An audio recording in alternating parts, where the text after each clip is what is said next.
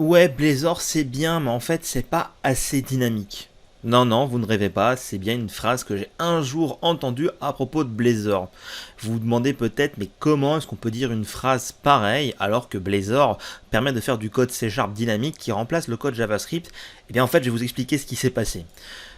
C'est très simple. On avait, donc ici j'utilise une balise @code, donc je vous renvoie à ma vidéo précédente si vous voulez savoir comment séparer le code de la vue, ici c'est pas le sujet, où on avait une donnée qui était comme ceci, stockée dans le code, et cette donnée était déjà affichée ici, mais surtout pouvait être saisie par le biais d'un champ de saisie, donc input type égale texte, et on utilisait le binding, donc avec @bindValue, et on disait que le champ était bindé sur data. Donc en fait ça c'était la première démonstration que j'avais fait en disant voilà on peut maintenant binder un champ au niveau de notre code avec un input type texte pour après le ressortir ici. Et quand j'ai fait la démonstration, j'ai montré ce qui se passait. Donc ici j'arrivais sur ma fenêtre principale, je tapais test, et là ici j'ai eu la remarque, mais en fait c'est pas dynamique parce que je dois cliquer à côté pour valider le comportement. Pour valider le binding, en fait, faire en sorte que les données soient rafraîchies. Et là j'ai eu la fameuse phrase que je vous ai dit en introduction, en fait c'est pas si dynamique parce que la personne s'attendait à ce que au fur et à mesure que je tape mon texte, le champ soit mis à jour.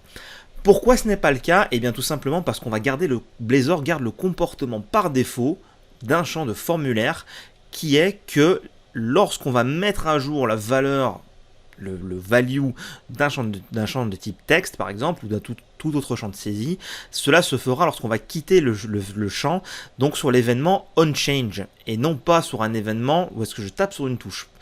Il y a plusieurs raisons à ça, et une des raisons principales de pourquoi Blazor a cette approche-là, c'est notamment la raison de performance.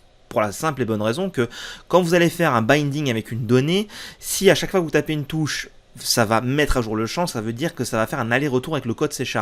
Autant, là ici, moi je suis en WebAssembly, c'est pas très grave, autant en Blazor Server, je vous laisse imaginer le nombre d'allers-retours qu'il va y avoir avec le serveur. Par contre, ça ne veut pas dire que parce que c'est un comportement par défaut, on ne peut pas le débrayer. Et c'est là tout le sujet de cette astuce-là.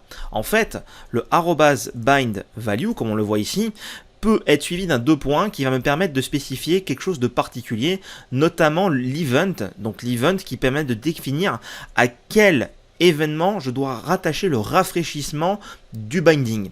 Par défaut, ici c'est onChange.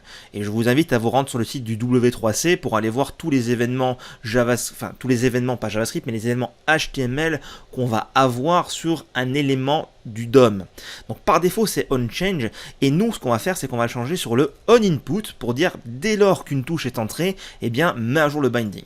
Encore une fois, j'attire votre attention sur le fait que ça peut être très dangereux en termes de performance dans une application Blazor Server. Mais, comme on va le voir, ça rajoute un dynamisme qu'il est difficile d'égaler. Donc là, je retrouve ma petite page, je suis dans mon champ texte, et au fur et à mesure que je tape, je vois ici que mon texte en haut est mis à jour. Texte en live. Donc voilà, vous voyez en fait qu'on peut débrayer le comportement par défaut et définir un événement différent par rapport à un binding. Donc ici mon binding value, je change l'événement pour dire avec quel événement mon binding doit-il être rafraîchi. Voilà, j'espère que vous avez aimé cette petite vidéo. Si c'est le cas, je vous invite à laisser des pouces bleus, à commenter s'il y a quelque chose que vous n'avez pas compris ou si vous n'êtes pas d'accord avec cette approche. En tout cas, moi je vous dis à bientôt et rendez-vous dans une prochaine vidéo pour un tip sur Blazor.